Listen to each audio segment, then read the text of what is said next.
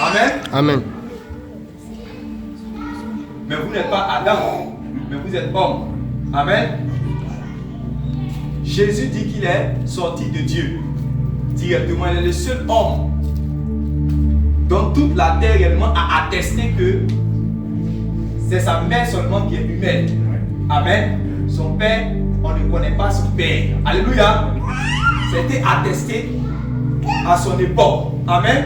C'était attesté à son époque. Les prophètes ont prophétisé cela. Le jour qu'il est né, il y a les mages qui ont quitté de l'Orient pour venir adorer le roi qui devait naître. Et quand ils sont arrivés dans la ville de Jérusalem, on a demandé, mais où ce roi-là doit naître? Ils sont allés dans le palais du roi, ils ont demandé où est le roi qui doit naître. Donc lui étant roi, il a commencé à être inquiet. Moi je suis roi des Juifs, mais on dit qu'il y a un roi qui est né, et c'est un enfant. Donc automatiquement il va vers ceux qui connaissent les Écritures, les scribes, les sadducéens, il va vers eux pour leur demander, mais où doit naître réellement le roi qui doit arriver? Alléluia. Et on va dans le livre de Michée, on montre où ce roi-là réellement doit naître. Et on montre l'origine de ce roi. Alléluia. Amen. On montre l'origine de ce roi. Donc il est inquiet et il cherche réellement à mettre à mort cet enfant. Et là, il a promulgué un décret pour qu'on puisse tuer les enfants de 0 jusqu'à 2 ans. Alléluia. Amen. Et c'est là que Dieu va envoyer son ange pour dire à Joseph et Marie de prendre l'enfant et d'aller vers l'Égypte. Alléluia. Alléluia. Selon qu'il est écrit, fais sortir, c'est-à-dire que fais sortir mon enfant hors de l'Égypte. Ça c'est écrit dans Osée. Donc, la divinité du Seigneur, il y a plusieurs passages des Écritures qui le prouvent. Alléluia. Même si même s'il n'y a pas la Bible, Jésus-Christ est Dieu. Amen. Parce que Jésus-Christ, en fait, c'est une affaire d'expérience. Il est vivant. C'est pas par les Écritures qu'il a pu convaincre Paul qu'il était Dieu. Alléluia. Paul était sur le chemin de quoi? De Damas. Il partait persécuter les chrétiens. Et sur le chemin, pendant qu'il partait persécuter les chrétiens, il rencontre une lumière resplendissante qu'il ne peut pas regarder. C'était, ça brillait comme le soleil. Et pendant qu'il partait, la Bible dit qu'il est tombé réellement sur ses genoux et il est tombé à terre, il ne pouvait plus regarder devant sa face. Et il demande maintenant, qui es-tu, Seigneur? Alléluia. Alléluia. Ça veut dire qu'ici, il n'y avait pas de Bible. Mais il appelle Jésus comment? Seigneur. Or, il a une nationalité romaine, il a une nationalité juive. Alléluia. Il sait qui on doit appeler Seigneur. Mais s'il appelle Jésus Seigneur, ça veut dire que c'était au-delà, c'est son âme brisée qui confesse cela. Je ne sais pas si vous comprenez. Ce n'est pas la théologie ici. Ce n'est pas la théologie des Gamaliel. C'est son âme brisée. C'est sa rencontre avec le Fils de Dieu qui le fait appeler Jésus Seigneur. Donc Jésus là, en dehors même de la Bible, là, il est Dieu. Amen. Amen. Amen. Amen. Amen. Voilà. C'est pour ça que les mages, eux n'avaient pas la Bible encore. Amen. Ils n'avaient pas la Bible. C'est selon leur calcul, leurs choses, on commence à comprendre qu'il y a un être qui doit naître qui est anormal. Et selon qu'on voit, il doit être un roi. Et il mérite l'adoration. C'est pour cela qu'il était encore bébé pendant que les gens se sont prosternés devant lui pour l'adorer. Et c'est écrit dans Matthieu chapitre 2 là-bas. Ils se sont prosternés devant un bébé pour l'adorer. Alléluia. Donc Jésus n'a pas besoin de trop parler par rapport à sa divinité pour prouver quelqu'un. Alléluia. Mais nous avons l'évangile du salut. Nous sommes sur la voie du salut. Nous avons découvert un trésor que les gens n'ont pas encore découvert. Je vais laisser la largesse, la force, la puissance à Jésus-Christ pour convaincre aux hommes qu'il est Dieu. Alléluia. Mais ce que le Seigneur m'a confié, alléluia, ce dont le Seigneur m'a mandaté, ce que le Seigneur m'a dit de dire aux gens, c'est de savoir qu'en réalité, lui il est venu pour sauver les âmes. Et qu'il a payé le prix en réalité pour qu'ils soient libérés. Il a payé le prix pour qu'ils soient pardonnés. Il a payé le prix pour qu'ils soient justifiés. Il a payé le prix pour que leurs âmes qui sont souillées, leurs âmes qui sont souillées, soient nettoyées, soient lavées. Et ça seulement, le musulman ne sait pas cela. Alléluia. Amen. Le musulman, peut-être, comme si c'est fort, comme sur peut-être la zakat, les 5 prières, voilà, le pèlerinage de la Mecque, beaucoup de choses pour rentrer un jour chez Dieu. Alléluia. Amen. Alléluia. Amen. Mais gloire soit rendue à Dieu parce que nous avons un Seigneur qui a vécu sur la terre et qui a dit: je suis le chemin, la vérité et la vie. Et nul ne vient au Père que par moi. Ça, nous avons cette bonne nouvelle. Quelqu'un dit bonne nouvelle. Bonne nouvelle. Et nous sommes porteurs de cette bonne nouvelle. C'est comme un homme qui allait dans ce champ-là et il découvre dans ce champ un trésor. Quand il a vu ce trésor qui était dans le champ, il a calculé lui ses biens qui sont réellement à la maison. Et puis, le trésor qu'il veut le découvrir. Donc, il a mis cela sur la balance pour voir entre le trésor qu'il veut le découvrir et tout ce qu'il a comme bien à la maison. Après avoir mis sur sa balance, il a vu que le trésor là, ça vaut mieux que tout ce qu'il possède. Donc, qu'est-ce qu'il fait? Il cache ce trésor quelque part. Pour pas que quelqu'un va le découvrir. Quelqu'un dit cache le trésor. Cache le trésor. Alléluia. Amen. Tu ne peux pas cacher ce trésor si tu n'as pas encore découvert que ce trésor-là est un trésor. Alléluia. Quand on dit trésor, ça veut dire que c'est quelque chose qui a de la valeur. Il cache parce qu'il a découvert qu'en réalité, il ne veut même pas perdre cela. Il ne doit pas perdre cela. C'est-à-dire, s'il a raté ça, c'est la tragédie de la vie pour lui. La tragédie de la vie, ce n'est pas réellement de ne pas avoir ton bac. La tragédie de la vie, ce n'est pas de ne pas te marier après avoir vécu sur la terre. La tragédie de la vie, ce n'est pas de ne pas avoir travaillé. La tragédie de la vie, ce n'est pas parce que j'ai 30 ans que je ne travaille pas encore. Mais la tragédie de la vie, après avoir passé un coup, c'est-à-dire qu'un long séjour terrestre, 30 ans, 35 ans, 70 ans sur la terre, et je n'ai pas découvert ce trésor. Alléluia. Amen. Alléluia. Amen. C'est pour cela qu'il a pris et il a caché. Il est en train de donner comme ça une information aux hommes que si tu as découvert ce trésor, fais en sorte à ne pas le perdre. Alléluia. Amen. Si tu as découvert ce trésor, bats-toi pour ne pas perdre ce trésor. Si tu as découvert ce trésor, sois intelligent pour garder ce trésor. Si tu as découvert ce trésor, fais en sorte d'acquérir définitivement ce trésor. Donc il va prendre, il va garder, cacher cela. Et il va aller maintenant prendre tous ses biens, vendre et venir acheter réellement le champ où il y avait le trésor. Alléluia. Cette parole m'a rappelé une vision que j'avais eue dans le temps. Je priais et chaque fois, homme de Dieu, je sentais une présence qui venait. C'est-à-dire que je sens qu'il y a une présence qui arrive. Mais c'était trop fort pour moi. Donc je prie encore pour me préparer. Je prie encore pour me sanctifier, pour me préparer, Je suis allé voir mes frères et sœurs ici. Je leur dis que je sens que Dieu veut me visiter. Mais je n'ai pas la force. Je ne sais pas quand ça va arriver. Je n'ai pas la force de continuer. Et ils m'ont dit, prie encore. Donc je priais, jusqu'à ce que, un jour au milieu de la nuit, pendant que j'ai prié jusqu'à ce que j'étais fatigué, que les filles étaient en train de dormir. Et pendant que je dormais net, je vis maintenant cette expérience. Dans cette expérience, mon esprit sort sans que je l'ai désiré. Mon esprit sort parce que la présence à cette fois-ci est venue. Donc je me suis laissé vaincre. Mon esprit sort automatiquement. Dès que mon esprit sort, je suis vêtu de tout blanc. Je suis vêtu d'une robe blanche. Et je commence à monter dans les airs. Je monte dans les airs jusqu'à ce que je puisse rencontrer à un certain niveau, même dans les airs, un ange du Seigneur. Et l'ange du Seigneur, moi-même j'ai pensé que c'était le Seigneur. Mais dans mon esprit, j'ai su que c'était un ange du Seigneur. Amen. Et j'étais face à face à lui. Donc, je regarde maintenant, c'est-à-dire que pendant que l'ange est en train de me parler, je regarde à sa droite. Quand je regarde à sa droite, je vois comme un royaume. Un royaume selon que c'est écrit, parce que je ne savais pas, je n'avais pas encore lu certains détails dans le livre d'Ésaïe, qui parle réellement de comment est-ce que les choses seront au renouvellement de toutes choses. Mais je vois cela de loin. Pendant que je parle réellement avec cet ange, je vois ça réellement de loin et je sens que là-bas, tout vit. Les ailes vivent. tout ce qui est là-bas respire. Tout ce qui est là-bas, ça attire l'âme. L'âme a besoin de vivre là-bas. L'âme a besoin de se réjouir là-bas. L'âme a besoin de se reposer là-bas. L'âme a besoin d'être en paix là-bas. Tu ne peux pas voir cet endroit et puis ne pas vouloir partir. C'est un endroit de repos, c'est un endroit de félicité céleste, c'est un endroit de réjouissance, c'est un endroit de paix. Pendant que j'étais là en train de parler avec l'ange, je regarde à ma droite et je vois réellement cet endroit paradisiaque, une félicité.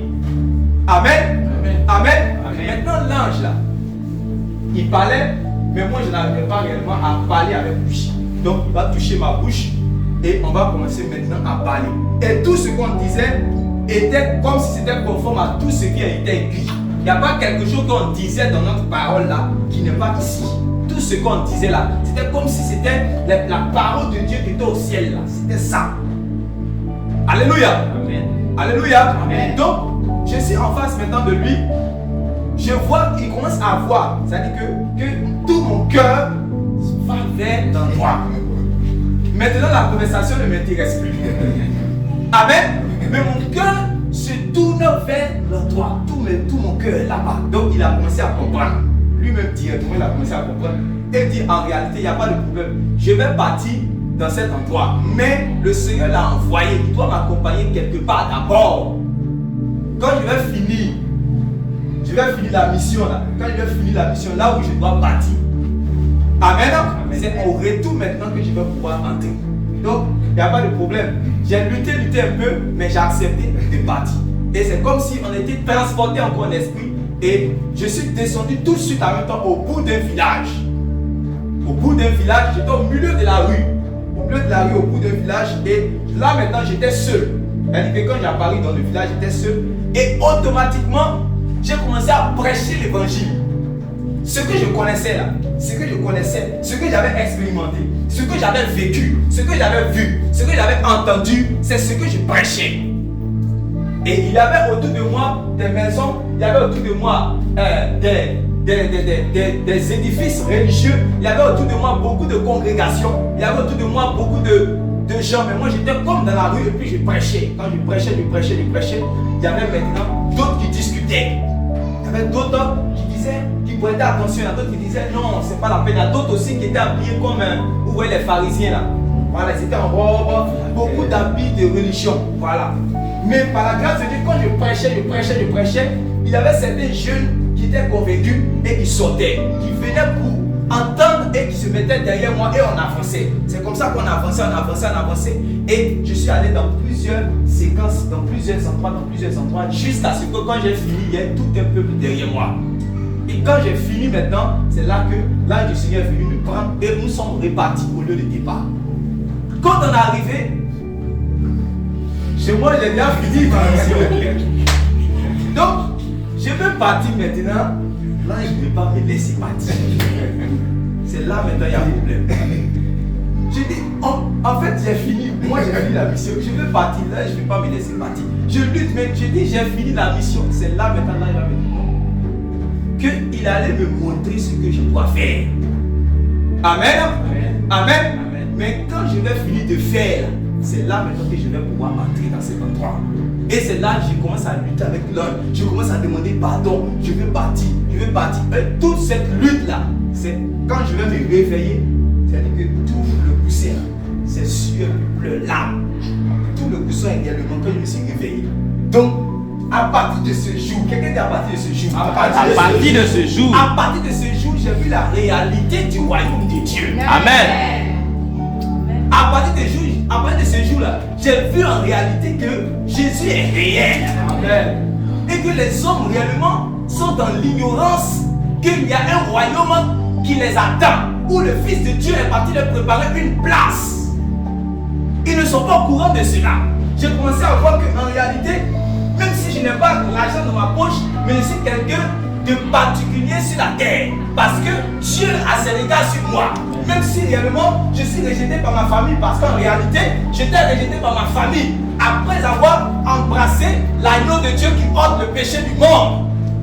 Alléluia. Amen. On m'a dit, si tu veux choisir notre éducation religieuse ou bien tu veux choisir ton affaire de Jésus. Et j'ai accepté de choisir le Seigneur Jésus-Christ. Et j'ai payé le prix de cela dans ma propre famille. Alléluia. Amen. Alléluia. Amen. Mais j'ai compris que, c'est-à-dire, malgré tout ce que maintenant je vivais, c'est moi maintenant que j'ai commencé à avoir pitié des gens. Alléluia. Amen. Je dis, dès que je vois quelqu'un, vous voyez quand quelqu'un meurt, quand vous êtes en Christ aujourd'hui, et puis vous attendez que quelqu'un meure, qu'est-ce que vous pensez d'abord? Dès que c'est un païen net là, quand il meurt net, automatiquement il y a quelque chose qui vient dans votre esprit. Vous commencez à penser que qu'est-ce qu'il a eu avant de partir. Voilà. Donc quand je voyais les hommes automatiquement, je sais qu'ils sont dans l'ignorance. Qu'il y a l'enfer, il y a le séjour des morts, il y a le lac de feu. Ils sont dans l'ignorance aussi que Dieu a réservé réellement une place par la mort, l'ensevelissement et la résurrection du Seigneur Jésus-Christ. Le Seigneur nous a ouvert une porte où nous pouvons rentrer pour vivre avec Dieu pour tous les jours. Les hommes ne sont pas au courant de cela. C'est pour cela que nous ne devons pas nous taire. Dis à quelqu'un, tu ne dois pas te taire. Tu ne dois pas te taire. Alléluia. Amen. Alléluia. Amen. Dis à quelqu'un, tu ne dois pas te taire. Tu ne dois pas te taire. Dis-lui, si du moins tu as cru. Si du moins tu as cru. Alléluia. Parce que si tu as cru en cette bonne nouvelle, parce que l'évangile là, c'est pas une nouvelle. C'est la bonne nouvelle. Et ce n'est même pas une bonne nouvelle, c'est la bonne nouvelle de l'évangile. C'est la bonne nouvelle. C'est le mystère de Dieu. C'est-à-dire que le projet de Dieu, Dieu a voulu, Dieu a un projet pour vivre avec l'homme lavé, l'homme nettoyé, l'homme fait à son image et selon sa ressemblance. La Bible dit quoi? Que Dieu a créé le ciel et la terre. Il a fait du ciel son trône. Alléluia. Amen. Alléluia. Amen. Il y a un passage qui dit il a fait du ciel son trône, la terre son marche-pied. Mais il y a un autre passage qui dit que Dieu a pris le ciel et il a donné la terre au Fils de l'homme. Alléluia. C'est pour cela que quand vous allez voir dans Genèse chapitre 1, à partir du verset 26, après avoir créé l'homme à son image, selon sa ressemblance, il va donner à l'homme d'assujetti de dominer et de remplir toute la terre. Alléluia. Il a donné ce mandat-là à l'homme. Il a confié ce mandat-là à l'homme afin que le diable puisse voir que lorsque réellement tu te rebelles contre moi, j'ai mis quelqu'un qui sera au-dessus de toi et qui est fait à mon image et selon ma ressemblance. Mais l'homme était réellement dans une position d'innocence où il avait besoin d'obéir à la volonté de Dieu. Il doit marcher comme un enfant marche avec son père, écouter les instructions de son père et y marcher. Alléluia. Mais il n'a pas persévéré dans cette voie parce qu'il s'est laissé séduire par le diable. Et il y a eu la chute de l'homme. Par cette chute-là, les hommes sont tombés aussi dans la chute, sont tombés dans la désobéissance. Et c'est pour cela que vous allez voir que même on n'a même pas besoin d'apprendre à un enfant à ne pas mentir. À un certain âge, il commence à mentir. Le péché est rentré dans le monde. Et les hommes n'avaient plus de force par rapport contre le péché. Ils n'avaient plus de force pour pouvoir résister réellement au péché. Mais Dieu qui veut sauver les hommes, Dieu qui veut racheter les hommes, Dieu qui a un plan de rédemption, Dieu qui a un plan de salut, Dieu qui a un plan de rachat, Dieu qui a un plan de sanctification, Dieu qui a un plan pour vivre avec les hommes. C'est la même qui l'a créé, c'est la même qui l'a fait à son image et selon sa ressemblance. Dieu a un projet de salut et Dieu va déballer ce projet de salut. Alléluia. Amen. Alléluia. Amen. Alléluia. Amen. Et dans les cieux et la terre, il n'y avait pas réellement de personne qui avait décidé de partir. C'est pour cela que lorsque vous allez lire dans Daniel va voir les choses qui concernaient les choses réellement à venir. Amen. Et quand il va enregistrer cette vision-là, Daniel même qui est le prophète, qui était cet homme, il va commencer à avoir mal à la tête. Quelqu'un dit mal à la tête. Il va commencer à avoir même des trous parce que la vision était profonde et il ne lui avait pas été donné de comprendre de ces choses. Parce que si tu ne te donnes pas de comprendre de lui ces choses, tu ne peux pas le comprendre. C'est avec l'esprit de l'homme qu'on comprend les choses des hommes. Mais c'est avec l'esprit de Dieu qu'on comprend les choses de Dieu. Et Dieu n'a pas voulu que son prophète Daniel puisse comprendre les choses qui concernaient les choses à venir dont Dieu avait déjà préparé. Alléluia. Amen. Alléluia. Amen. Et vous allez voir que lorsque le prophète Jean, l'apôtre Jean, Amen, va aller sur l'île de Patmos, lui aussi il va avoir la vision concernant les choses qui sont à venir. Ce que Daniel avait vu, que Daniel ne pouvait pas déballer, que Daniel ne pouvait pas comprendre. fait savoir aux gens de sa génération, c'est ce que aussi le prophète, l'apôtre Jean va voir. Amen. Amen. Amen. Quelqu'un va voir Apocalypse. On prend Apocalypse chapitre 5. Apocalypse chapitre 5.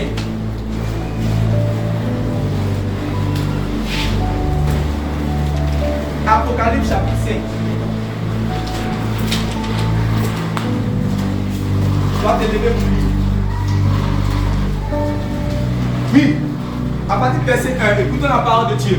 Puis je vis dans la main droite de celui qui était assis sur le trône un livre en dedans et en dehors, scellé de 7 sceaux. Oui, vas-y. Puis je vis dans Dans la main droite de de celui qui était assis sur le trône Dans la main droite de celui qui était assis sur le trône. un livre écrit en dedans et en dehors, Un livre écrit en dedans et en dehors. scellé de 7 sceaux. Scellé de 7 sceaux. Et je vis un ange puissant Et j'ai vu un ange puissant qui criait d'une voix forte. qui criait d'une voix forte. Écoutez la voix de l'ange. Oui. Qui est digne d'ouvrir le livre? Qui est digne d'ouvrir quoi? Qui est quoi? Qui est digne d'ouvrir le Qui livre est digne d'ouvrir le et livre d'en rompre les sceaux? et de rompre les sceaux? Vous voyez, ce que le prophète Daniel n'arrivait pas réellement à comprendre, n'arrivait pas à déceler. Pour pouvoir réellement dire cela à sa génération, voilà encore l'apôtre Jean qui voit la même chose. Les choses sont scellées, il ne peut pas comprendre. Alléluia. Et l'ange maintenant lui dit, mais qui est digne d'ouvrir quoi? Le livre et d'en rompre les sceaux. Et d'en rompre les sceaux. Regardez. Et personne dans le ciel. Et personne dans le ciel. Il y a une personne dans le ciel. Personne dans le ciel. Personne dans le ciel. Personne dans le ciel. Oui. Ni sur la terre. Ni sur la terre. Oui. Ni sous la Ni terre. sous la terre. Ne peut ouvrir le livre. Ne peut ouvrir le livre. Ni de le regarder. Ni de le regarder. Oui. Et je pleurais beaucoup. Donc, Daniel, lui, il a eu des mots de tête, mais Jean, lui, il a pleuré. Quelqu'un dit Jean a pleuré. Jean a pleuré. Pourquoi Jean pleure? Jean pleure parce qu'en réalité, cette chose-là, si on n'a pas décelé les choses qui sont écrites réellement, sa génération sera encore dans l'ignorance, comme la génération qui était au temps de Daniel. Alléluia. Or, Dieu a dit que ce qui détruit réellement son peuple, c'est quoi? Osée. Il a dit, mon peuple est détruit parce qu'il lui manque la connaissance. Alléluia. Alléluia. Amen. Donc nous devons connaître réellement ces choses. Oui, vas-y. Et je pleurais beaucoup. Et je pleurais beaucoup. De ce que personne ne fut trouvé Et si digne personne ne fut trouvé digne d'ouvrir le livre. d'ouvrir le livre, Ni de le regarder. ni de le regarder. Oui. Et l'un des vieillards me dit, Et l'un des vieillards me dit, ne pleure point. ne pleure point. Voici Le lion de la tribu de le Juda, lion de la tribu de le Juda, rejeton de le David, rejeton de David, a vaincu pour ouvrir le a vaincu pour ouvrir le livre pour ouvrir le et livre les 7 sceaux. et les 7 sceaux. Alléluia. Amen. Jésus ce matin. Alléluia. Alléluia. Alléluia. Amen. Donc quand je dis que ça c'est le plan secret de Dieu, le plan caché de Dieu qui a été révélé à toute l'humanité. Parce qu'il y avait un homme qui était dans le ciel et qui habitait dans le ciel de Dieu. Alléluia. C'est ça qu'on appelle le mystère de la piété.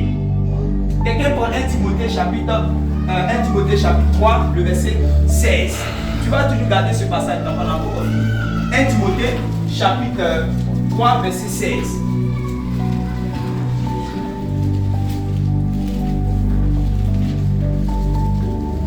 Oui, qui a trouvé 1 Timothée chapitre 3, verset 16. Vas-y.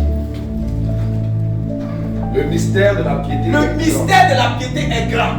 Dieu a été manifesté en chair. Dieu a été manifesté en A chair, été justifié en esprit. a été justifié en esprit, A été vu des anges. a été vu des anges, A été prêché parmi les nations. a été prêché parmi les nations, A été cru au monde. a été cru au monde Et a été élevé dans la gloire. et a été élevé dans la gloire. Tu peux t'arrêter là. Amen. Donc quand le ciel dit que, quand l'ange dit qu'il n'y avait personne ni dans les cieux, il n'y avait personne sur la terre, il n'y avait personne sous la terre, pour pouvoir ouvrir ce qui était scellé, pour pouvoir déceler cela, et on dit que non. Il y a une vieillard qui prend la parole pour dire que le lion de la tribu de Juda, le rejeton de David, a vécu. Et c'est lui qui est digne de pouvoir non seulement tenir, mais d'ouvrir le livre qui est scellé. Alléluia. Et quand vous prenez même dans le livre des Hébreux, on dit que parmi tous les anges, qui réellement a été fait quoi? Qui a été appelé? Jamais Dieu n'a appelé Dieu n'a appelé un ange réellement quoi? un fils. Son fils. Alléluia. Donc dans le sein de Dieu est sorti le fils de Dieu. Ça c'était le secret, le plan de salut pour sauver tous ceux-là qui se sont égarés.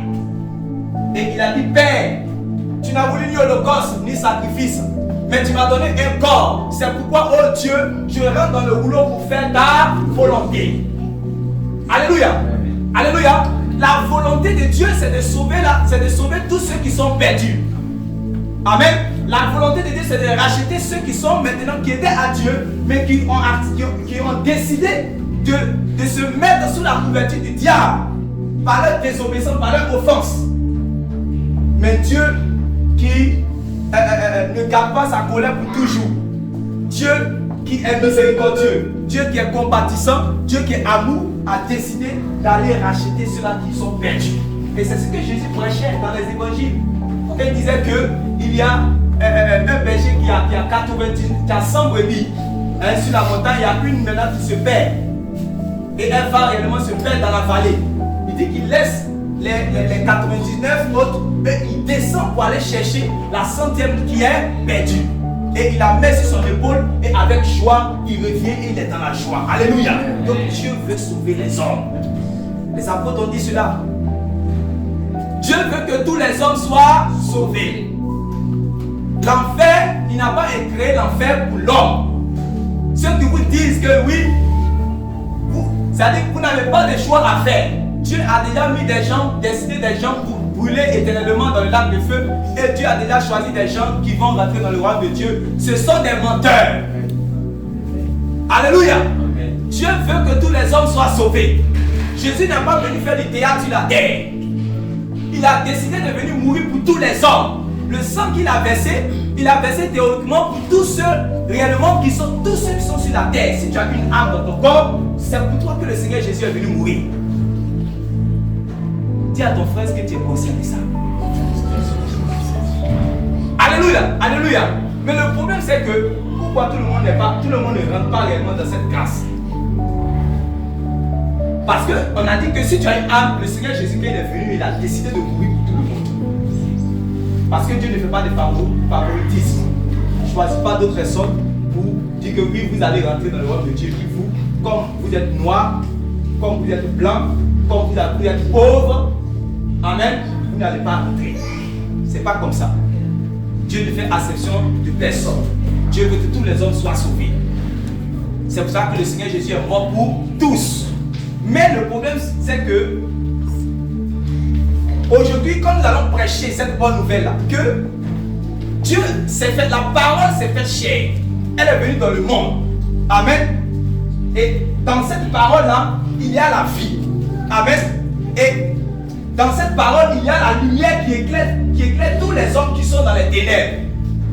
On dit le monde ne l'a pas reçu.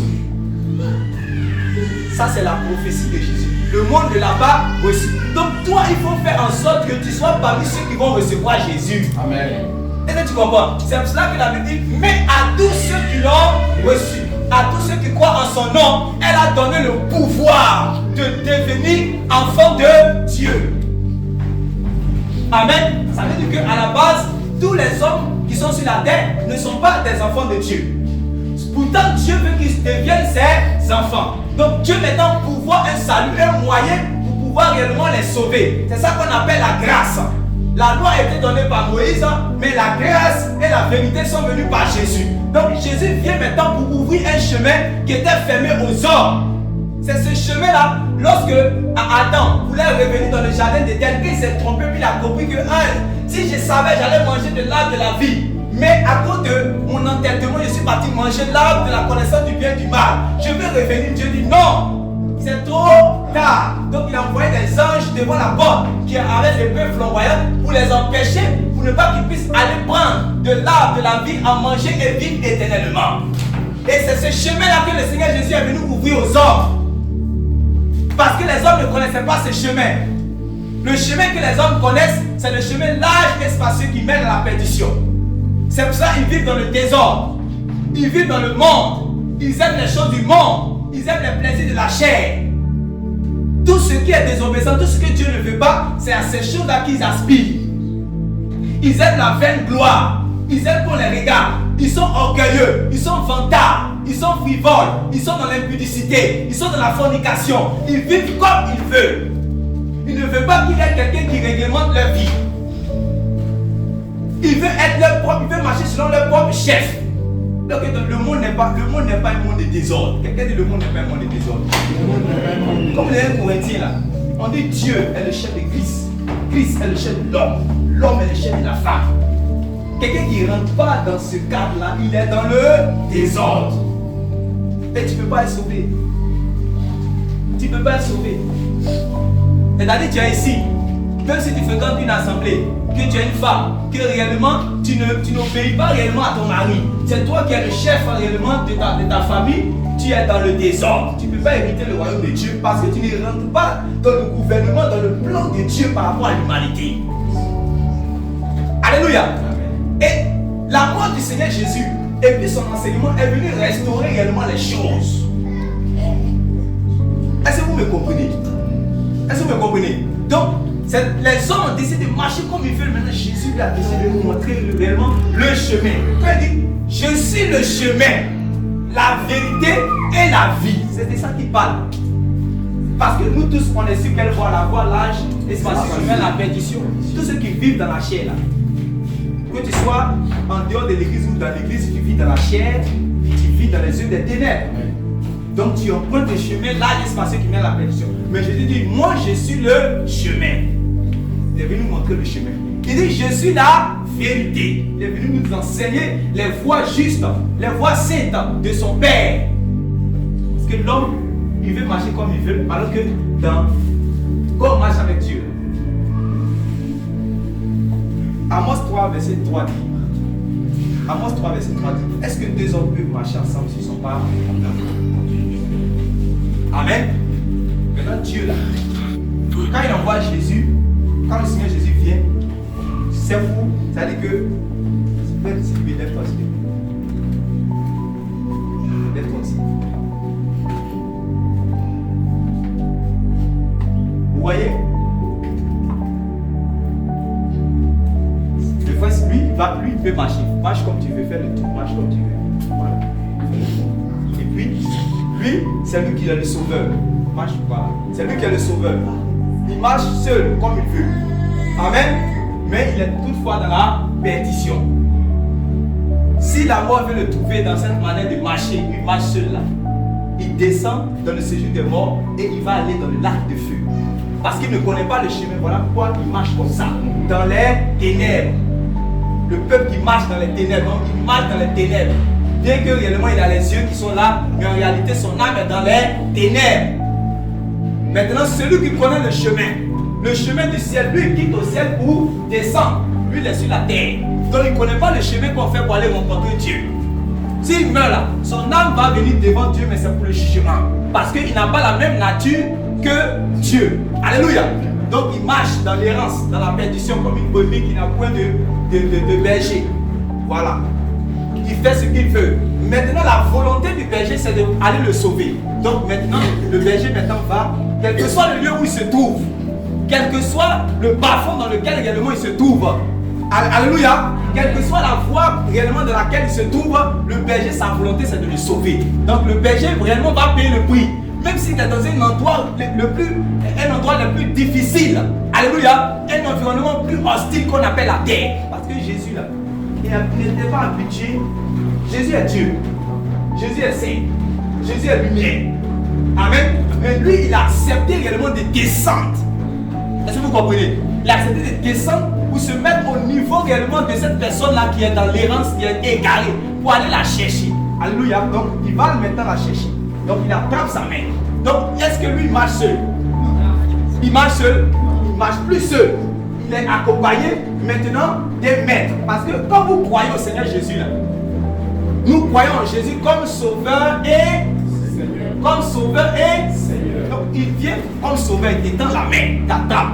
Il dit maintenant, tu marches comme tu veux, Tu ne connaissais pas le chemin. Donc, voilà, je t'ai saisi. Maintenant, pour te montrer le chemin. Quand toi tu étais perdu comme ça, tu ne savais pas ce que tu faisais, tu marchais comme tu voulais. Maintenant tu as trouvé un sauveur. Mais aussi il faut savoir que tu as trouvé un Seigneur. Le Seigneur de ta vie, c'est celui-là qui est ton guide. C'est celui-là qui a le droit de vie et de mort sur toi. C'est celui-là qui va te montrer comment tu dois marcher, tu ne dois pas marcher. Il a le droit de censurer les choses dans ta vie.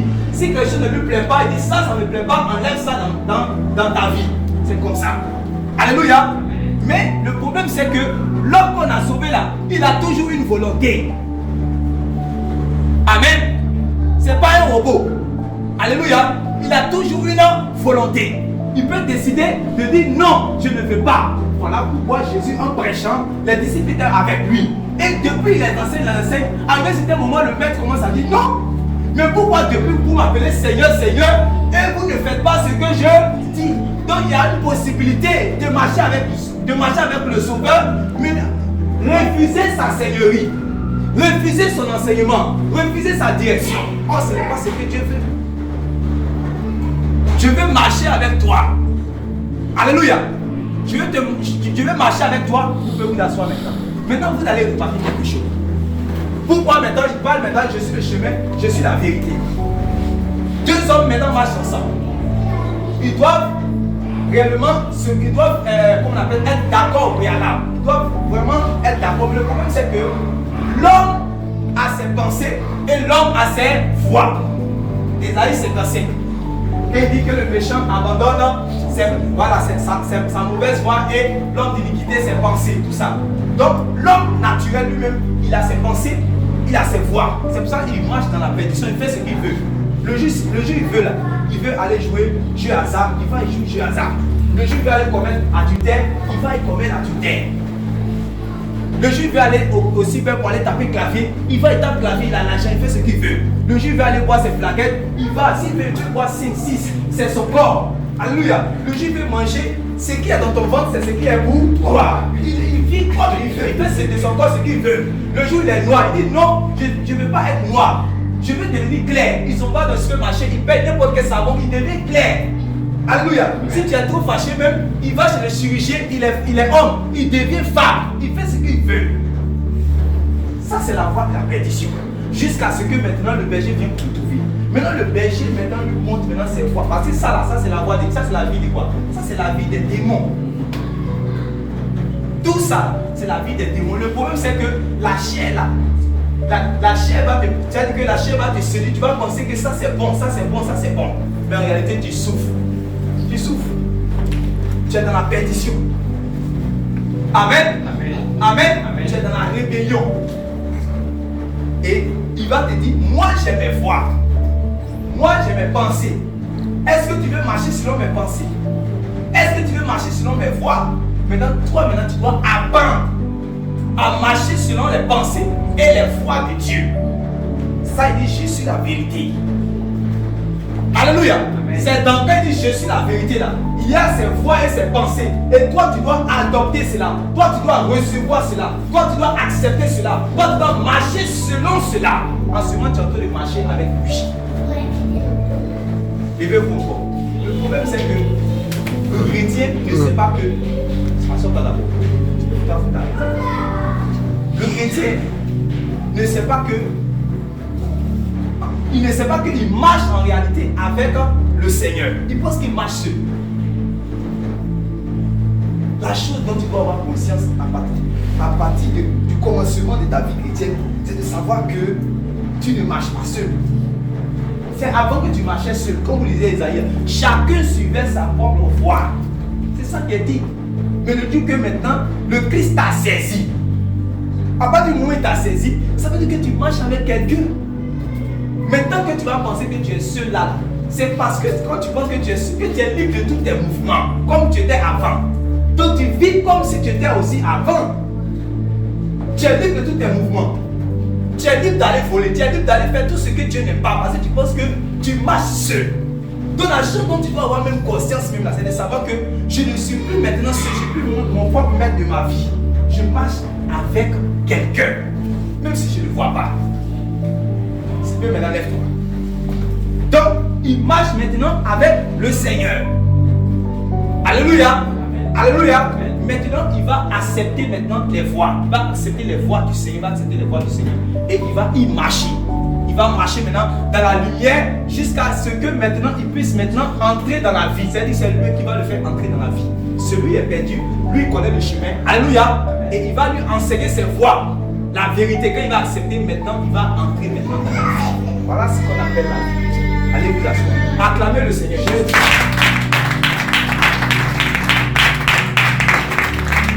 Alléluia. Amen. Alléluia. Amen. Voilà la volonté de Dieu pour les hommes. Et malheureusement, comme le Dieu de ce siècle, qui est le diable, il a aveuglé réellement les yeux des hommes pour qu'ils ne puissent pas comprendre ce mystère que nous avons connu. Ce trésor que nous avons reçu, ils ne puissent pas voir cela. Donc il allait les séduire par plusieurs manières, par plusieurs choses. Il les séduit par plusieurs choses. Il rend encore même la vie des hommes de plus en plus difficile pour que réellement ils ne puissent pas regarder au projet de Dieu pour eux, mais puissent regarder réellement à la difficulté de leur vie et puis continuer à se débattre entre eux, mais à se débattre alors que Dieu a un projet merveilleux pour eux, pour leurs âmes. Donc nous ne devons pas taire. Ce message vient pour interpeller celui qui n'est pas encore entré dans la bergerie, mais ce message est pour celui-là qui est dans la bergerie, mais qui garde encore cette vérité captive. Alléluia. Amen. Dis avec moi, je n'ai pas le droit de me taire. Je n'ai pas le droit de me taire. Alléluia. Même si tu n'as pas la force d'aller devant, tu n'as pas encore la force d'aller réellement dans un bus pour commencer à parler. Ton voisin de classe, tu peux commencer à lui parler. Alléluia. Amen. Même si tu n'as pas la force réellement de te mettre sur un podium pour à Figayo ou bien réellement à grandir ici, même si tu n'as pas cette force-là, tu as quand même la force à parler. Tu as la force pour parler réellement à ton frère qui est à la maison. Alléluia. Qui voit comment est-ce que tu étais perdu, tu étais égaré, et qui voit maintenant comment est-ce que tu as été racheté, comment est-ce que ta vie a changé. Et quand il va voir d'abord ça là même d'abord, ça dit que tes paroles vont baiser. Est-ce qu'il me fait comprendre? Parce que s'il n'a pas vu que tu as expérimenté la chose dont on est en train de parler là, c'est pour ça comment on appelle ça? C'est pas une moquerie, mais c'est une réalité que les gens disent. Les gens ne cunent. Pourquoi aujourd'hui les gens ne veulent pas adhérer à leurs choses? Parce qu'on dit que, comment on appelle ça, les gens de cunette là, eux-mêmes là, ils sont dans la misère, ils sont bizarres. Donc dans leur entreprise, on dit que, ah mais vous dites que ça, votre affaire là, ça rend les gens riches. Mais vous-même, vous êtes 5-7 dans le petit studio, vous êtes 5-7 titans. Puis vous prenez les gens, vous évangélisez les gens à rentrer dans votre truc là. Mais c'est qu'elle a fait ça. Donc toi, tu n'es pas un chrétien cunette. Tu es un chrétien biblique. Tu es un chrétien spirituel. Tu as expérimenté Jésus. Alléluia. Tu as expérimenté Jésus. Et quand je parle d'expérimenter Jésus, parce que tout est devenu biaisé, tout est devenu mélangé. Ils ont mélangé, ils sont en train de compliquer notre affaire. Et les gens pensent qu'aujourd'hui, pour qu'on t'appelle chrétien, il faut que réellement tu puisses habiter dans une duplex. Pour qu'on t'appelle chrétien, il faut que tu puisses rouler à main. Pour qu'on t'appelle chrétien, il faut que tu changes toujours les costumes. Chaque jour que tu vas au travail. Pour qu'on puisse réellement savoir que tu as connu réellement le Fils de Dieu. Alléluia. Alléluia. Et c'est ça qu'ils appellent la lumière du monde. Je suis la lumière du monde. Je suis la lumière du monde. C'est ça qu'ils appellent la lumière du monde. Donc ils sont venus mélanger encore notre affaire. Donc nous Dieu de travailler encore sur ça là. Alléluia. Alléluia. Donc si quelqu'un a une vie modeste, par exemple, mais la personne marche selon ce qu'on vient de démontrer tout à l'heure, selon les voies du Seigneur. Le Seigneur lui montre le chemin. Le Seigneur lui dit non, ça, ce n'est pas conforme à ma nature. Enlève ça de ta vie. La personne s'efforce. Amen. la personne s'efforce, même si la personne a un salaire mensuel de 100 000, de 150 000, peut-être même un salaire mensuel de 80 000. Mais tout ce que réellement son chef a lui dit là, hein, cette personne s'applique, s'attelle à mettre réellement les choses, les recommandations de son maître en pratique. Cette personne est dans la lumière ou pas? Alléluia. Même si elle a 80 000 francs par mois, même si elle n'a pas réellement, même si elle n'a même pas de travail, est-ce que cette personne est dans la lumière ou pas? Le problème c'est qu'on a tout mélangé dans notre affaire. Tant que réellement tu n'as pas de travail, tu n'es pas dans la lumière. Dieu veut que tu travailles, c'est bon. Mais quand il dit que tant que tu n'as pas de travail, tu n'es pas dans la lumière, c'est un problème. La lumière là, mais c'est quoi? Quand Dieu, pardon, vous nous aider. La lumière là, c'est quoi? Nous voulons savoir la lumière. Qu'est-ce que la lumière? La lumière, c'est la nature de Dieu. Amen. La lumière, c'est la sainteté. Quand la Bible parle de lumière, elle nous parle vraiment de la vertu de Dieu. Donc, dans la vertu de Dieu, vous pouvez mettre tout ce que vous voulez.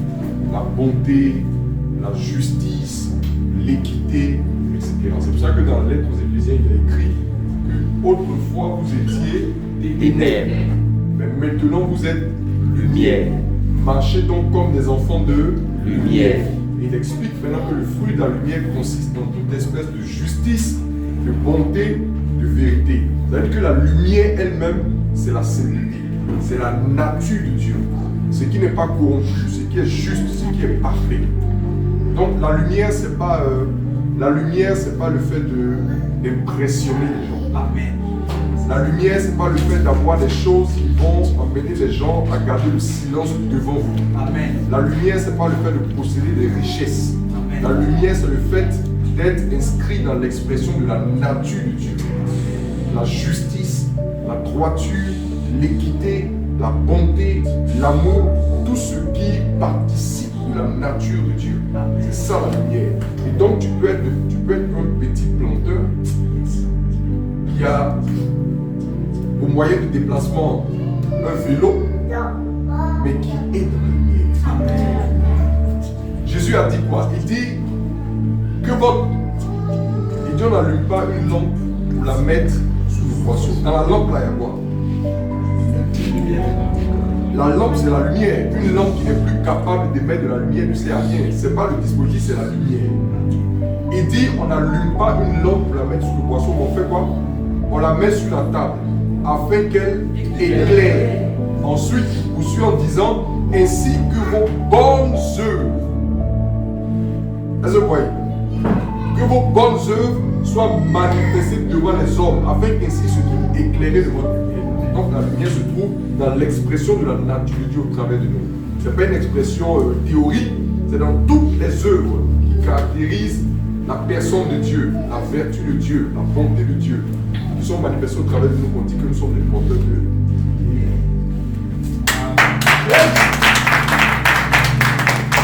Gloire à Dieu. Amen. Gloire à Dieu. Amen. Donc nous qui marchons autrefois dans les ténèbres, le Fils de Dieu est venu nous montrer le chemin, mais il est venu nous établir dans les voies de Dieu pour que nous marchions dans la lumière. Nous puissions être en lumière. Dieu est le Père des lumières. Donc ses enfants aussi doivent être réellement dans la lumière. Alléluia. Voilà. Il est dans la lumière parce qu'il est saint. Nous devons réellement adopter, nous devons partager, nous cultiver sa nature. Ça c'est ça. Voilà pourquoi le Seigneur dit, toi qui étais perdu là, il est venu te dire stop, ne marche plus sur ce chemin. Attrape ma main. C'est pour cela qu'il est venu. C'est pour que tu puisses réellement, avant que tu puisses quitter là, la terre, avoir la nature de son Père. Donc ne perds pas le temps. Chaque fois que tu fuis par exemple les temps d'enseignement pour entendre ce type de paroles, pour t'emmener à marcher de manière agréable à Dieu, c'est à ton âme que tu fais du mal. Chaque fois réellement que tu cours après réellement les prophéties, les voyances, au lieu réellement de venir écouter, Dieu te parlait pour te montrer comment est-ce que tu puisses réglementer ta vie avant de quitter la terre. C'est à ton âme que tu fais du mal. Alléluia. Alléluia. Voilà en fait le projet de Dieu pour l'homme, nous qui sommes présents ici. Et nous ne devons pas nous taire, nous devons réellement aller faire connaître cette bonne nouvelle. Il y a aussi des personnes qui ont confessé, comme le premier à qui nous sommes partis dans le témoignage, qui ont confessé le Christ. Dès qu'ils ont été baptisés, confirmés, tout ça, ils appartiennent à l'Église. Après, bon, c'est dit que j'ai confessé le Seigneur, donc j'ai ça réellement dans ma poche. S'il avait vu la vision que j'ai vue là, il n'avait pas dit ça. Parce que moi aussi j'ai vu. Je peux dire à l'âge, mais j'ai vu. Pourquoi je ne peux pas me laisser dire que ce que j'ai vu là, si je n'ai pas fait, je ne vais pas réellement recevoir. Je ne vais pas rentrer là où je dois rentrer. C'est pas que vous comprenez. Vous comprenez, non? Voilà. La dernière fois, on a lu, quand on a étudié sur le pamphlet sur la croix ici, le vendredi, le Seigneur a dit que celui qui ne prend pas sa croix et qui ne prend pas sa croix le suit chaque jour. Donc ce n'est pas un temps que j'ai suivi Jésus et puis c'est fini. Ou bien le premier jour, j'ai confessé Jésus dans ma vie, c'est terminé. Non. On suit Jésus quand? Chaque jour. Moi, ça fait 5 ans. Moi, ça fait 5 ans que je suis dedans. Moi, ça fait 15 ans que je suis dedans. Vous connaissez ceux-là, ils ne sont pas encore, ils sont zélés, ils ne sont pas sages. Nous, c'est la sagesse. Ça fait 15 ans que nous on est dans cette affaire. Voilà. Ça fait 25 ans que nous on est dans cette affaire. Que ils pensent qu'ils sont tous zélés, c'est la paix. Évangéliser la Sainte-Misère, la paix. Prêcher l'évangile, la Sainte-Misère, la paix. Balayer l'assemblée, c'est la paix.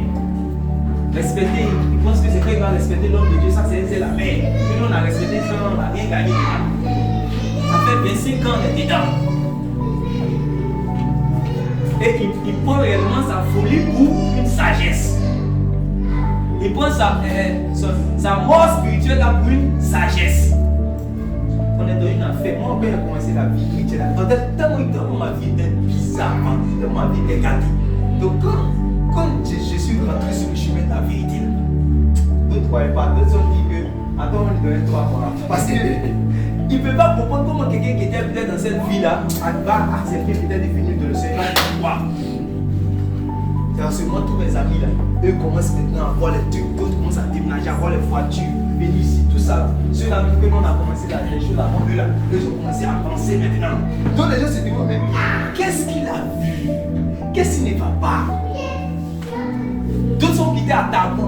Où il n'a pas Tabou, à Tabou. Ils sont venus même. On dit, il y a quoi? Qu'est-ce qui se passe? On dit, président PC. Qu'est-ce qui se passe? En fait, il ne croit pas quoi? Qu'est-ce que je viens payer quoi, Tita? Chaque jour, tu veux la vie, tu sors, on chante ton nom. Tu es à l'aise, il y avait les filles. Tu sors les filles. On te respecte au quartier. Maintenant tu n'as plus d'amis, maintenant tu es là. Donc eux ils sont venus me voir. Il y a un ami qui est venu à la maison, lui mais c'est moi qui me dit ah, tu m'appelles pasteur. Il dit qu'on dit tu es pasteur maintenant. Et bien c'est moi qui moi. Il y avait les petites les copines qu'on avait. D'autres commencent à venir. Quand elles viennent à la maison du gars, ils ont fait on demande à quoi toi. Avant qu'on dit on demande à quoi moi. Dès que je sors net là, je prends la fille en même temps, via mes baptêmes. À la maison, on ne me trouve pas. Laisse le lendemain, ne me trouve pas. Dans la vie que tu mènes là, si tu es ici là, il ne faut pas penser que comme ils sont de prêcher l'évangile, ceux qui étaient au ciel pour venir se marquer. Amen. Non? Le Seigneur est parti me chercher quelque part où tu te trouves aujourd'hui. Alléluia. Donc c'était ma vie comme ça. Mais quand j'ai connu la voix du Seigneur là, quand Dieu m'appelle, je mets devant la porte, je mets le banc, devant la porte, tout le monde est qu'à voir, tous ceux qui font le quartier, tout ça, je prends ma Bible automatiquement et on commence à balayer. Quand on va finir de balayer là, c'est qu'elle est venue là, elle va plus revenir encore. Donc c'est comme ça, tous mes amis là, eux tous, en tout cas ceux qui veulent rester vont devenir chrétiens. Alléluia. Amen. Ceux qui veulent rester, ils vont devenir chrétiens. Ceux aussi que je sais qu'il n'y avait pas de force pour pouvoir réellement aller même les évangéliser, je les ai laissés. Vous voyez, je sais que ceux-là, je ne suis pas encore réellement à leur niveau. Donc eux-mêmes là, numéro, tout ça là, je les ai laissés. Mes amis, je sais que eux là, en tout cas, ils sont dans le fin fond même des ténèbres. Ils ne sont pas encore prêts d'abord pour aller les évangéliser. Vous voyez ça aussi là, homme de Dieu, souvent, voilà, ça fatigue. tu sais que tu n'es même pas encore prêt. C'est toi réellement qui veux commencer à dire non, je vais faire comme Paul, il s'est fait comme les païens pour évangéliser. Non, si je m'étais fait comme les païens, il n'y avait pas un point ici. Ils allaient me prendre tout de suite, allons-y là-bas, puis bon, c'est fini. La petite lumière qui avait commencé réellement à illuminer là, va devenir encore ténèbres. Parce que Jésus a dit que de faire en sorte de ne pas que la lumière qui est en toi devienne ténèbres. Donc il y a des gens, moi je les ai fuis d'abord. Vous voyez, c'est qu'ils n'étaient pas encore prêts. Je vais me débrouiller un peu, mais quand la lumière va venir après, maintenant, si je peux leur parler, je vais aller leur parler. Et c'est comme ça. Donc, on n'est pas quitté au ciel pour tomber. On a une vie. Amen. Ce qu'on appelle la vie, de la vie du monde, on a vécu ça. Mais Jésus est venu nous prouver que c'était la mort. Jésus est venu nous faire prendre conscience que ce qu'on appelait la vie là, c'est la mort. Et on a pris conscience qu'on était dans une vie misérable. Parce que comment est-ce que tu peux avoir des copines, 4-5 copines, et continuer à pratiquer la masturbation? Comment est-ce que tu peux t'asseoir sur la télévision de tes parents pendant que tout le monde dort? Tu te lèves, tu éteins la lumière, tu diminues le son, tu regardes la pornographie jusqu'au matin. Quel est cet esclavage? Tu ne peux pas t'aider, tu ne peux pas t'en défaire. J'ai souffert. Quand je lis Romains chapitre 7, et puis Paul a écrit, il dit qu'il me délivrera du corps voué à la mort. J'ai connu ce verset. Mon corps était voué à la mort. Dès que je vois une nouvelle fille qui vient d'arriver au quartier, il faut que je puisse aller commettre la fornication. Je suis assis sur les boissons, les vins. Je vais boire. Je vomis. Quel est cet esclavage? Un homme normal, tu vois ta tante, à cause de ce que tu es ivre, tu l'appelles petite soeur, comment tu vas? C'est la vie des démons. Mais qui va me délivrer de ce corps de mort? Un corps qui triche, un corps qui fraude. Je me rappelle qu'une année, j'ai fraudé le bus avec mon petit frère des bateaux, comment on appelle ça, au jardin, si on nous attrapait. Et comme j'étais aussi religieux, ça c'est un pardon, monsieur était issu d'une religion, donc je faisais mes chapelets. Je ne pouvais pas qu'on m'attrape. Voilà. En fait, j'étais dans le feu. J'ai fait tellement de choses. Qui va me délivrer de ce corps voué à la mort? On te donne ton argent, ou bien quand on va parler payer des trucs, forcément tu peux voler un peu. Aujourd'hui, on peut me confier 500 000, on peut me confier 1 million, on peut me confier 2 millions. Mais avant, est-ce que tu peux faire ça? Tu peux pas? Non, je ne peux pas faire ça. Je suis conduit au vol. Forcé, je vais voler. Même si souvent je sais que le vol n'est pas bon. Mais un jour, je ne peux pas. Mais qui va me délivrer de ce corps voué à la mort? Un corps qui ne peut pas arrêter de voler. Un corps qui ne peut pas arrêter de mentir. Un corps qui ne peut pas arrêter de convoiter. Un corps qui veut toujours aller réellement au mal. Qui est vendu au péché. Gloire soit rendue à Dieu. Il a eu pitié de moi. Amen. Il a envoyé son fils. Il a mis dans le monde. Il me libérer. Chaque jour que je parlerai, je chanterai ma délivrance. Amen. Parce que je suis un homme délivré. Amen. J'ai expérimenté que celui qui croit au Fils est libre. Alléluia. Vous connaissez la vérité vous affranchira. Le Fils, il délivre du péché. Il m'a délivré du péché. Il m'a délivré de cette vie de vanité. Et c'est pour cela que c'est ça que je peux dire, c'est ce que j'ai. C'est pour ça que quand Paul et Jean et Pierre, ils sont allés réellement au temple, ils n'avaient pas l'argent. Lui dit qu'il tend la main, il dit que donne-moi l'argent. Il dit que nous n'avons ni or ni argent. Mais ce que j'ai, au nom de Jésus, lève-toi maintenant. C'est qu'il avait Jésus. Et c'est la meilleure part de Jésus qui m'a délivré. C'est la meilleure part de Jésus qui m'a pardonné. Je ne savais pas que tous les péchés que j'avais commis depuis ma naissance jusqu'à un jour là, même si ça avait la taille d'une montagne, le sang de Jésus allait dépasser cette montagne là pour, c'est-à-dire enlever la montagne de péché. Je ne savais pas qu'il y avait un homme qui pouvait me pardonner de cette manière. Malgré tout ce que j'ai fait, Il m'a dit seulement que reconnais ton péché, reconnais que tu es dans la misère. Parce qu'il y a des hommes qui sont dans la misère, mais ne veulent pas reconnaître qu'ils sont dans la misère. Comme on peut aller à l'hôpital, tu es malade, je ne suis pas malade. Pendant que tu es en train de trembler. Tu es malade, je ne suis pas malade. Tes yeux sont devenus rouges. Tu es malade, je ne suis pas malade. Tu es faible, tu es en train de mourir. Est-ce que le médecin va pouvoir te soigner? Alléluia. Alléluia. Comme on est à l'hôpital là, celui qui travaille à l'hôpital, qui est le médecin là, il veut recevoir les malades. Si tu n'es pas malade, reste là-bas. Dans le médecin, il y a beaucoup de malades, on ne sait même pas comment on va les placer. Toi, quand tu vas venir contester que oui, c'est déjà venu faire débat. Tant que tu fais le débat, Jésus-Christ ne peut pas te guérir. Il a besoin des malades. Qui est malade dans ce lieu? Qui est malade dans le monde? Je suis venu pour les laver. Je suis venu pour les soigner. Je suis venu pour les guérir. C'est de ça qu'il est question. C'est de ça qu'il s'agit. Quand il m'a fait comprendre que je suis malade, j'ai dit oui, je suis malade. Guéris-moi. Il est terminé par là. C'est la même chose. Comme ce roi qui a dit comment on appelle ça même, à ses serviteurs d'aller chercher Élie. Parce que le roi il était malade lui-même et il voulait aller consulter une divinité étrangère. Donc il a envoyé des messagers pour aller consulter pour voir s'il va vivre ou il ne va pas vivre. Et sur le chemin, Dieu maintenant parle à son prophète, lui dit, regardez-moi un gars comme ça. Il est roi dans Israël et il s'en va consulter une divinité étrangère comme s'il n'y a pas de Dieu ici. Pour le dire, lui sur lequel il est là, va rester là, il va mourir. Et automatiquement, le prophète lui croit ces gens-là sur le chemin pour lui dire la parole du Seigneur. Donc il retourne. Il dit, aïe, mais je vous envoie dans tel village, dans vous n'êtes pas parti, vous êtes opinion contre. Ah, il y a un monsieur qu'on a croisé sur la route. Il nous a dit que comment toi tu peux laisser le Dieu d'Israël pour aller consulter une divinité étrangère qui ne veut pas Dieu. Alléluia. Amen.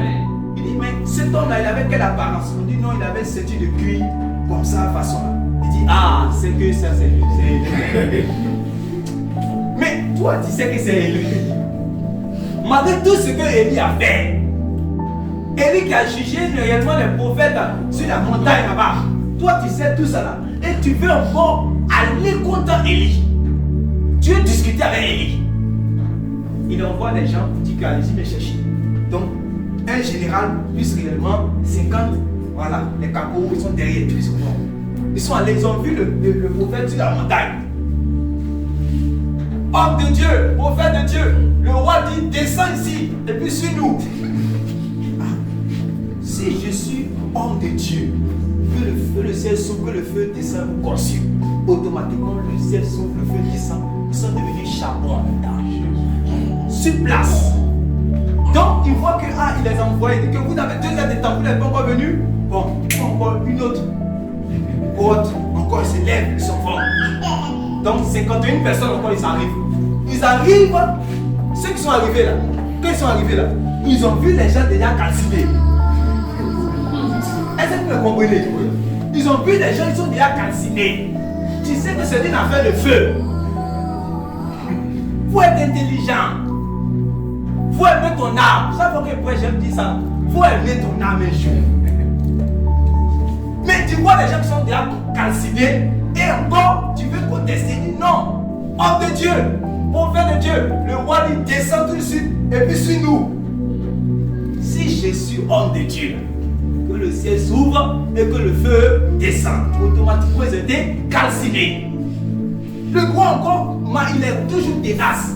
Il dit non, pourquoi? Ils sont pourquoi arrivés, il le voit encore, une autre encore. Donc, cette fois-ci, regardez cette fois-ci. Cette fois-ci. Donc, le général est devant, il a ses 50 gars derrière. Il voit que, il y a des ossements qui sont là comme ça, on dirait un génocide. C'est un génocide. Il y a un génocide qui sont là, c'est-à-dire les gens sont calcinés. Il a compris que, c'est une affaire de feu. Quelqu'un dit c'est une affaire de feu. En fait, tant que, par rapport à l'évangile, tant que tu ne sais pas que, en fait, il y a un péril devant de toi. Est-ce que tu comprends? Si tu n'acceptes pas la bonne nouvelle, il y a un péril que tu vas subir. Tant que tu n'as pas pris conscience de cela, tu ne peux pas avoir pitié de ton âme là-même. Donc lui, il a vu que c'était une affaire de feu. Si on veut contester, si on veut être orgueilleux, si on veut résister, si on veut s'opposer, si on ne veut pas réellement, on veut continuer à s'obstiner, c'est une affaire de feu. On va subir réellement le feu. Il était intelligent, il s'est mis à genoux comme ça. Il dit que, homme de Dieu, aie pitié de moi. Et ceux qui m'accompagnent là, il faut avoir pitié d'eux. Quand il s'est mis à genoux là, tout le reste, le général s'est mis à genoux. Tout le monde s'est mis à genoux en même temps. Il dit, homme de Dieu, aie pitié de moi. En tout cas, mon âme là, il faut avoir pitié de mon âme, je vais sauver. Alléluia. Un jour dans ta vie, il faut prendre conscience par rapport à ça. Il faut avoir pitié réellement de ton âme. Et quand réellement il a dit cela, le ciel s'est ouvert et la voix de Dieu est sortie. Et le prophète a entendu la voix et dit non, il faut marcher avec lui, il faut descendre, il faut partir. En tout cas, il a été humble, c'est ce que je veux de l'homme. Je veux que l'homme s'abaisse. Je veux sauver l'homme réellement qui reconnaît son état de péché, qui reconnaît sa situation de misère. Il a vu qu'il était misérable, il était dans une situation misérable. Tant que tu n'as pas pris conscience de cela, tu ne pourras pas être sauvé de ta vie. Tant que tu penses que tu es toujours sur le droit chemin, lui il a vu qu'il était sur...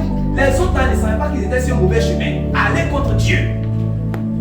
Désobéir à la voix de Dieu, c'est être sur le mauvais chemin. Aller faire la guerre à Dieu. Être dans une position de rébellion. Comment je peux être un fils de la rébellion? Tu es un fils de la rébellion, tu te maries, mais tu vas atterrir. Même si tu es un fils de la rébellion, tu as vécu comme un fils de la rébellion sur la terre. Avec tous les avantages que tu dois avoir sur la terre, mais que tu as gardé le statut de fils de la rébellion. En tout cas, ça c'est la tragédie de la vie. Alléluia. Tu ne dois pas être un fils de la rébellion. Ceux qui ont été calcinés, ils étaient des fils de la rébellion parce qu'ils étaient contre Dieu. Mais l'autre a décidé de dire, je ne veux pas être un rebelle. Pardon, aie pitié de mon âme. Aie pitié de mon âme. Et quand il a pris conscience que réellement il était dans le mauvais chemin, alors Dieu lui a pardonné. Et Dieu veut pardonner. Dieu veut sauver. Dieu veut faire grâce. Dieu veut faire miséricorde. Tant que tu vis, il y a l'espoir pour que tu sois lavé. Il y a l'espoir pour que tu sois pardonné. Ne laisse pas l'ennemi te séduire, te mettre sur la voie de la perdition, de l'entêtement. Un jour, la main de Dieu ne te sera plus tendue. Et ça sera terminé. Ça sera terminé. La main que Dieu tend vers toi, il dit que viens mon fils. Pauvre fils. Pauvre fils dans sa misère. Ma main vient te faire sortir de la misère. Ma main vient te faire sortir de la mort. Mais tu continues à résister. Pourquoi? Viens aussi, tu vas chanter ta délivrance avec moi. Viens aussi, tu vas chanter ton salut avec moi. Aujourd'hui, si je meurs avec une espérance vivante. J'ai cru dans le Fils de Dieu. Je suis passé de la mort spirituelle à la vie spirituelle. C'est ça la bonne nouvelle. Allez-y, dis cela. Vivez cela et allez-y, dis cela. Que le Seigneur vous bénisse. Acclamez pour Jésus-Christ.